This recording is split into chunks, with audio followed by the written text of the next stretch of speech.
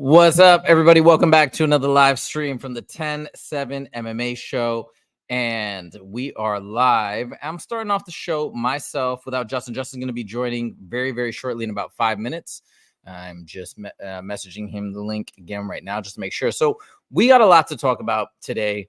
And if you guys joined us yesterday, we had a very special show. That show yesterday, we had Jesse on Fire with us, which was such an honor. Jesse on Fire, if you haven't seen his YouTube channel, it's amazing. And he's a big MMA analyst, commentator, etc., whatever you want to call it. Content creator, however he might explain it. But we had an awesome show, and we were talking about UFC 300. We kind of scratched the surface. There's still a lot of fights to get through, but one of the things that we talked about that I think not enough people are talking about was the Gaethje versus Holloway fight, but more importantly, what Gaethje contributed to that fight. And the reason why we're jumping on a live stream tonight, and the reason why we're doing this topic in particular, is because we want to make sure to shine a light on the amazing performance that Gaethje had, and just talk about it a little bit more in detail, and really from the fighter's perspective, what it means to have a performance like that, have a loss like that, especially when you had a title fight right there. You're about to get one, and you put it all on the line, and you come out on the losing end. What does that mean? What's that like? So we're going to have Justin, when he joins, talk about that. But before Justin jumps on, I wanted to start off the show by talking about this massive news of Conor McGregor versus Chandler being announced on June 29th at 170 pounds in the welterweight division. And I want to talk about it especially right now because I'm beyond excited about this fight announcement, probably much more so than Justin. When he joins, he can talk about it as well. But let me tell you why I'm excited.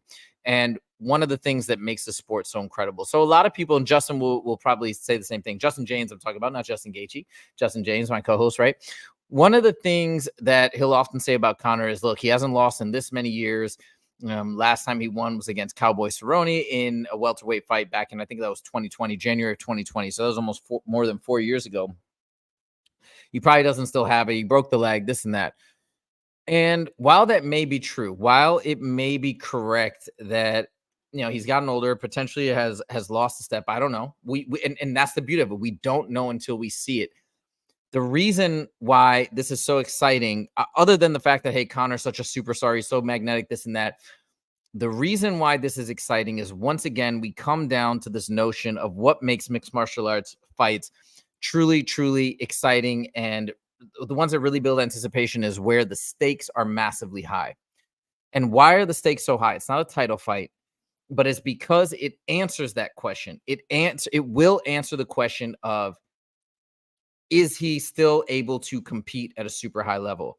And I want to believe so badly that he can, because when Conor's competing at the highest level, when he's on that rise to the top, I got to say, I don't think there's anybody in the sport, maybe a couple newcomers, but really nobody is like Conor McGregor in terms of that magnetic personality, his amazing fight buildups, and his performances. Whatever people want to say, he is an amazingly exciting fighter to watch. Whatever smack he talks, whatever things he might hype up, and whatever it is, he delivers when it comes to the fight. Win or lose, he delivers. And if he does lose, he's generally quite gracious in defeat, mans up, and comes back and tries again. Now, if you look at the sparring footage that was recently released, I thought his striking, again, I'm not a professional fighter. I do train Muay Thai. I've been training for 5 years, but his striking looked incredible. And I don't know who he was sparring against. I don't know if it was a fighter in any professional organization. Probably was. I imagine it was. But his striking looked very, very crisp. And that's saying a lot, especially off the massive layoff, coming off that leg break. And I think people are being way too hard on Conor in general, right? Just saying that he's washed up, saying that he shouldn't compete or this and that without really knowing. And not enough people are focusing on the fact that he had what for most people would be a career-ending injury, snapping the tibia like that. I mean, Chris Weidman didn't come back, but if you listen to what he's gone through, I think there's even a documentary out about what Chris Weidman went through with that same injury. It was horrific, brutal, and horrendous. He talked about at one point he had open holes in his leg that had to be filled with gauze. I'm talking about Chris Weidman, right? Points where he was just in agonizing pain, just horrible depression. I imagine Conor went through maybe not everything to the same degree, but I mean, this was so traumatic and traumatizing. The fact that he's even wanting to come back and make a return, given his financial situation and the devastating nature of that injury, should be applauded.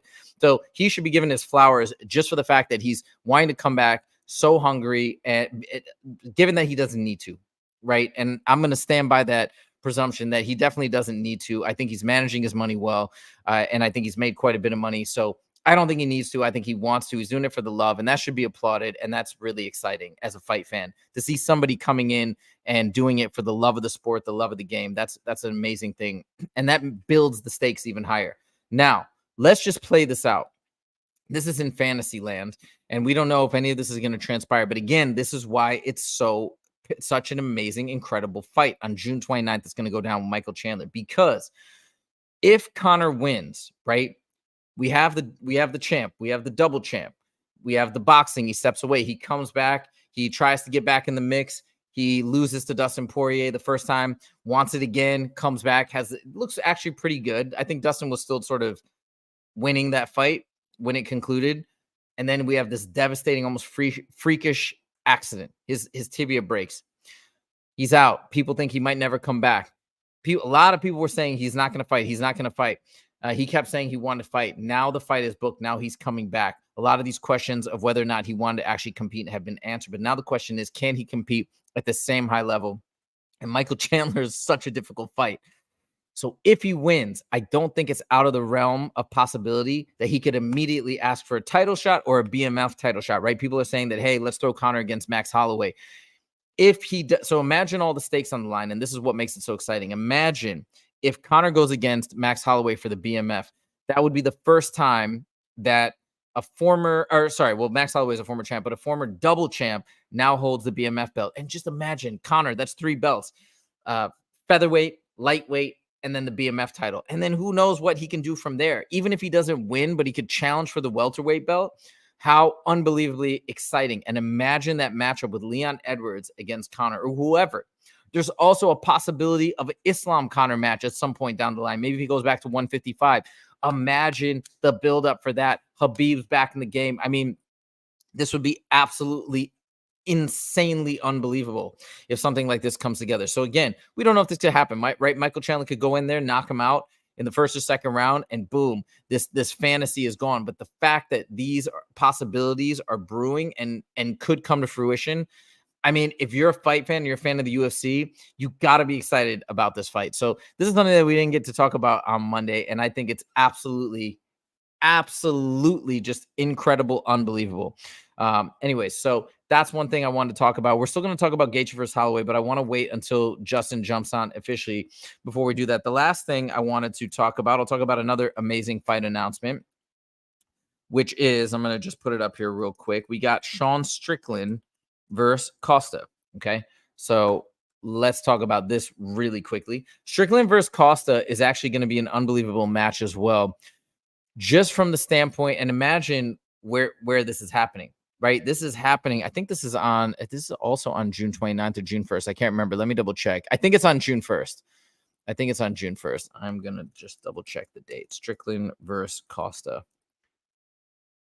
Yeah, it's June 1st. So it's going to be on the main card of the Dustin Poirier Islam fight. So Strickland versus Costa, imagine the fireworks that's going to add not only to the main card, right? This is the co-main, but it's also going to add massive fireworks at the presser. Who is more entertaining other than Conor than Sean Strickland at these pressers? So this one is going to be a fantastic fight. It's going to be an amazing striking battle. I think it's going to be really interesting, especially given Costa's last performance against Robert Whittaker. So we're really, really stoked for this card. And Justin, obviously being Sean Strickland's teammate, I know you're pumped for this matchup as well on June 1st. But without further ado, now we got Justin in the mix, and we're going to talk about what we were touching on yesterday with this Gaethje versus Holloway performance. So again, just to recap, everybody's going nuts. They are giving Holloway his flowers, as they should. An amazing performance from top to bottom. Amazing game plan. Those spinning back kicks, I did hear in an interview, he had planned those because he saw openings in Justin's game. He saw that he was open for good counters, and that's why he implemented the spinning back kicks so many times. He had that he had that ready to go. So that's what was going down there. The entire thing was amazing. He landed the first spinning back kick in round one. At round one, I believe he was already winning that round, but he landed it and he broke Justin's nose. And from there, he just continued to dominate. So it was an incredible performance. But there's some things that Justin brought up, Justin James, by the way, that I'm talking about, not Justin Gaethje, that Justin brought up yesterday that we wanted to go back and touch on once again. So, and one of those things was the eye pokes, etc. So, Justin, let me turn it over to you. I want to first jump into your thoughts on Gaethje's performance in terms of enduring those 5 rounds after getting his nose broke at the end of round 1 and enduring both of those eye pokes and still making it through to 459. I mean, first I want to say just what an incredible performance by both fighters, man. Justin Gaethje's my favorite fighter, dude. He's a road dog, man. This guy goes in and slings them on the opposition. You have Max Blessed Holloway, dude. One of the best strikers to ever join the UFC. He has the record for most punches thrown in a round. He has most record for most punches thrown in a fight. This guy is an animal, and this isn't about throwing shade on either way. This is just about concern for the fighters that a lot of people, again, aren't taking into consideration. You know,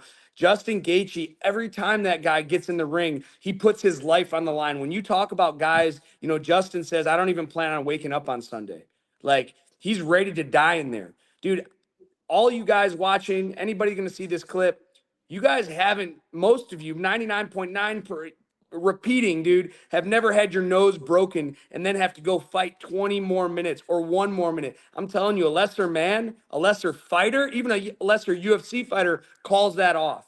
Blows his nose, his eyes swell up. Oh, found a way out. Not Justin Gaethje. This is why he is my favorite fighter. And I'm not here to say that, oh, the eye pokes determine the fight. I mean, Max Holloway is one of the best to ever do it at featherweight. He didn't intentionally poke him in the eye. Unfortunately, it just happened, you know, and that's just the way it goes. But what a setup for that spinning back kick to break his nose in the first. Now, talking about the perseverance and resilience of Justin Gaethje.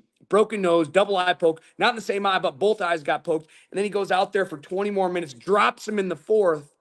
You know, the fight was arguably one of the best fights ever seen. Now, in the last second, you know, Justin Gaethje gets knocked out brutally. One of the worst knockouts I've ever seen. And everyone's going crazy and everyone's posting the reaction video.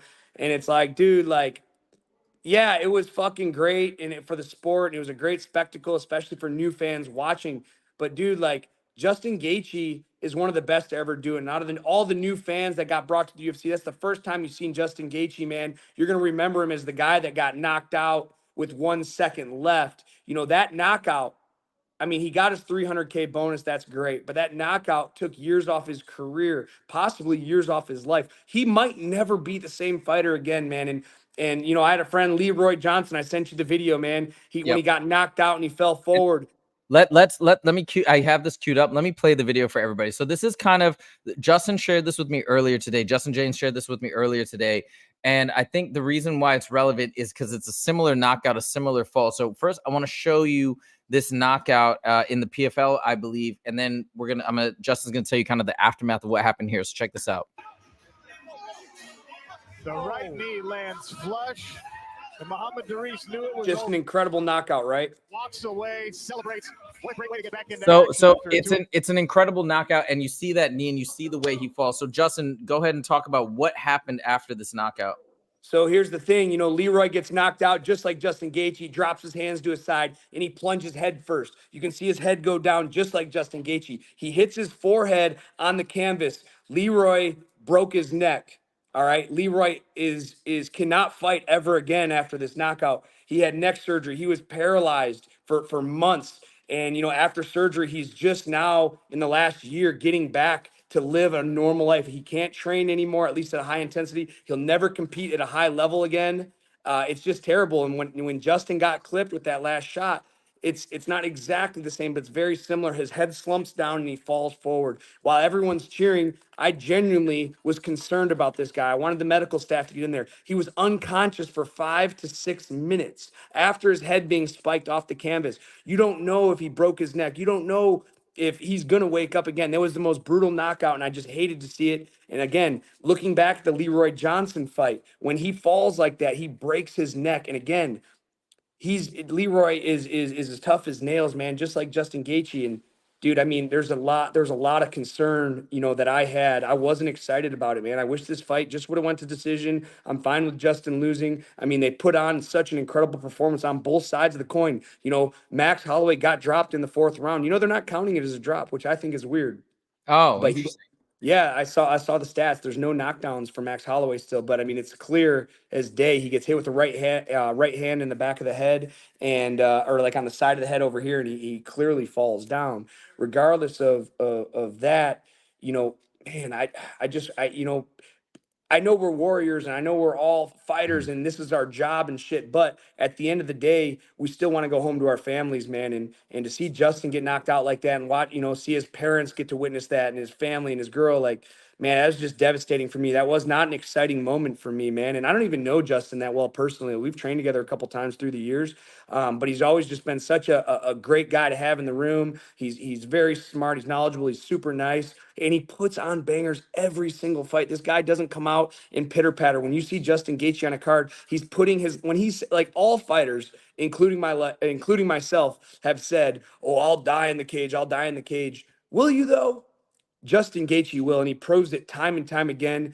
I don't know what's next for him. I'm hoping he takes a long layoff. I mean, he needs to go get an MRI. He needs to make sure that, man, when you turn your brain off, guys get knocked out, they're back at it in 30 seconds. That was like a movie style knockout. When you knock somebody out, you knock one guy out, then you knock his buddy out, and they're all out Mhm. unconscious for 20 minutes. That was Yeah. really Justin Gaethje. And again, if you're watching it on TV, you don't realize how long he was unconscious for. And I have an EMT cert, like as being an EMT, like I think the doctors were honestly afraid to move him into recovery position because when he's slumped down, if his neck is broken and they move him the wrong way, they can really fuck him up. Mhm. So, man, it just was a very stressful moment, for me. And again, I'm not even emotionally involved. I can't imagine how his parents felt, how his girlfriend felt. I just hope the fans, can see this perspective. Again, we're all warriors, but we are people too, at the same sense. And I hope Justin has a quick recovery. I hope he has a quick recovery. I hope I don't see him in the cage for a long time because I mean, take the rest of the year off, bro. You just made millions of dollars. We don't.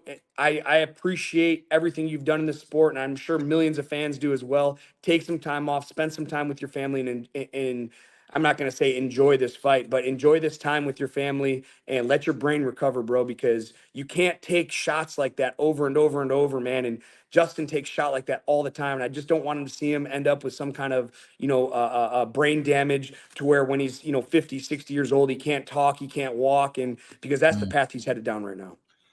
Now, man, it's just a heavy and harsh reality that you're describing. I think that's why it's so interesting to hear the fighter perspective. And I know this from coming to one of your fights, right? When you see, like, when you just watch fighters and you kind of see them and hey, maybe you like this fighter, you don't like this fighter, whatever, it's entertainment, it's interesting. When you actually know somebody, it's a totally different feeling, and it's really traumatizing. And I can only imagine what his family members must be feeling right now. But he did say he's doing well. Let's hope that's actually the case, and he is recovering well, and there What, is no neck just breaks. just to Yeah, interrupt you, of course he's going to say he's doing well. What he's going to say, yeah, hey man, I'm not doing well, because nobody gives a fuck. Nobody right, cares about you. Nobody, all they care about is the spectacle of the fight. Trust right. me. I never after a fight to do it. I don't care who. I'll talk personally about my family, but hey man, hope you're doing well. Yeah, I'm doing fine. I've never been like, well, by the way, I'm doing really shitty right now. No, of course he's not doing shitty. He just got his head got knocked across a cage. He spiked himself. I mean, not even just the knockout, but his brain. He gets clipped. He takes brain damage from the clip. Then the way he falls, he hits his head again. Man, that's Yeah, double. That's double trouble, man. And I just hate to see it. I mean, I know the sport we play. I know the dangers involved, but man, he's just such a legend of the sport, and I just hate to see him go down like that. And honestly, I would have hated for that to happen to Max as well. I don't want to yeah, see of that happen to course. these legends of the sport. I'm not being biased toward Justin. Max is just as good as Justin, and he earned and he deserves all the respect and everything he's getting because of this knockout. With that being said, I didn't want that to see it. I wanted to go to decision. There was enough damage done in that fight that Justin lost. I'm really concerned for him, and it's like I'm not a part of his family. I'm not even his friend, dude. I'm just a huge Yeah. fan, and I hope he's really doing all right. Of course, he's gonna say he's all right. He's a fucking warrior, dude. But I really hope he is doing all right. So, this is it's a weird position because like we talked about yesterday, he was right there for a title shot and he chose to take this fight and put everything on the line. And sadly, it didn't work out, even though I think most people predicted that he was probably going to have his way and win. That didn't happen. But I gotta wonder, do you think the UFC is going to recognize the fact that broken nose, double eye pokes, and he still fought through all the way to for basically the entire fight and still went in there? I mean, like, that's got to be insane to go in there and bang. And I see you're shaking your head, but like, he went in there and banged at the end. I'm assuming he couldn't see properly, and he still went in and did it. Like, think about all the things that he did continue to do that I don't think, like you said, I don't think anybody else would do that. I think they would have found a way out. They would have found a way to quit or maybe fall into a submission. But you're shaking your head. You're saying the UFC isn't necessarily going to recognize that, or won't. Maybe, we saw Dustin lose and now he's getting a title shot after one win. Do you think something like that could happen for Gaethje? I do think it's possible. And Gaethje has a little bit more clout than the average UFC fighter. So I think they will take it kind of into consideration. But the UFC is a business, man. And I've learned firsthand experience. And of course, I'm not Justin Gaethje, but I've learned the business. And I mean, this might be bad to say, like, I mean, it's a business and they need to do what's best for the business. They don't care about me. They don't care about you. They need to do what they have to do to make the most money they can, because it's a business, man. And me coming from a small town was a hard realization, realizing like, hey, I get to the UFC. I'm doing everything they ask. I make weight every time. I'm taking all the short notice fights. 4 out of 5 fights were short notice. And I'm like, all right, hey, man, they're going to have my back. And next thing I know, on my birthday, I'm getting cut. And it took me a really long time to process that. Like, man, what did I do? Maybe they don't like me. Maybe this, maybe that. I'm thinking it's me. It's not. It's business. And what's good for the business is not guys losing. And, Justin Gaethje needs time off right now. And I mean, honestly, dude, I hope he takes the rest of the year off, man. I hope he takes the rest of training off for a year. And honestly, I tell you what, if he decided to retire after that fight because, hey, man, my parents just witnessed, me take the most dramatic knockout I could. It's going to be 2 or 3 fights before I'm back in title contention. And he's going to go out and bang on those next 2 or 3 fights. And even if he takes one more fight, is he ever going to be the same? Dude, I don't know. There's just a lot of questions, man. I would be it's not going to happen, but I would be totally fine with Justin Gaethje retiring after that. I mean, I would imagine one good win, he's back. He's going to come back to a title shot just because people think about what that one win incorporates. It's a full 8-week training camp preparing to fight another. It's going to be a top 5 opponent, if not top 2 opponent, because he's looking for a title shot. That guy is going to sling hands. He's going to try to knock his head off. Is his brain going to be the same? Can he dude, you can only be turned off so many times. Your brain can only be turned off so many times. And every time it gets turned off, it becomes easier and easier and easier. And that was lights out. That wasn't a flash knockdown. That wasn't, I was out for 2 seconds. That motherfucker was out for 5 minutes, bro. Like I said, man, I stand by my words, and people are going to disagree with me, and I'm probably getting a lot of flack for saying this. If Justin Gaethje retires after that fight, I'm satisfied, man, and thank you for going out there on your sword every fucking time. Every time you step into the cage, Mike Chandler took years off your life. Fucking Dustin Poirier, man, cracked him. Like, dude, this guy is an animal. I fought for the World Series of Fighting, and Justin Gaethje was the champion when I fought for that. So I've been watching this guy for years and years, man, and it's just, man, Justin, you've done so much for the sport. Think about your family. Think about, what's next, because I just don't want to see you go in there and take damage. And I mean, obviously, I'm sure you're going to go in there, but man, me as a fellow fighter, I respect everything you've done for the sport. And if you decide to retire after that knockout, I totally support you. I remember as he was kind of rising through the ranks, and he was known for those low calf kicks, and he was so exciting. Even in that first Dustin fight that he lost, he was doing so well. He almost won. And then Dustin came out of the blue and won it. And then I remember in the pandemic, he had that title fight against Tony Ferguson, the interim title fight. That was unbelievable. I actually bet on Justin in that fight, and he was the underdog, and he came out and he just totally, I mean, that was, I think that was like his big, he was already a big star, but that was like his big ascension. And then he was the interim title holder. Boom. Fuck. I mean, all these just unbelievable fights. Rafael Fiziev, that fight was amazing. So I think to your point too, one of the reasons why I want to do this video and wanted to do the show today is to let people know, maybe there are some newer fans, as you mentioned, hey, this might be their first exposure to Justin Gaethje. Take a look back at just the last 5 fights that he's had, or even go deeper, and you'll see just this library, this catalog of him having dominant performances that are beyond exciting. So just what an outstanding performance. And I think also another thing that we just want to hit home is, like, don't forget, and again, it's not to throw shade at Max Holloway, but don't forget what he went through in that fight and what he persevered through. Even though he lost, man, what an unbelievable performance to fight that entire, I mean, 4, I can't even imagine. I can't even imagine how somebody can have a fight with a broken nose where you can't breathe and you're breathing through your mouth to go through 4 rounds. Plus you can probably can't see. I can't imagine it. It's mind-boggling. No, I agree with you 100%, man. It's, you know, it's, I mean, I've had a broken nose before, but it got broken training, man. And I can't imagine getting spin kick with a heel right to my nose. You can see him trying to clear his nose. You see the doctor trying to clear him out. He's breathing through his mouth the whole time, which makes you more susceptible to get knocked out either because your mouth is open. And man, I'm just hoping the best for him. That's all I can say.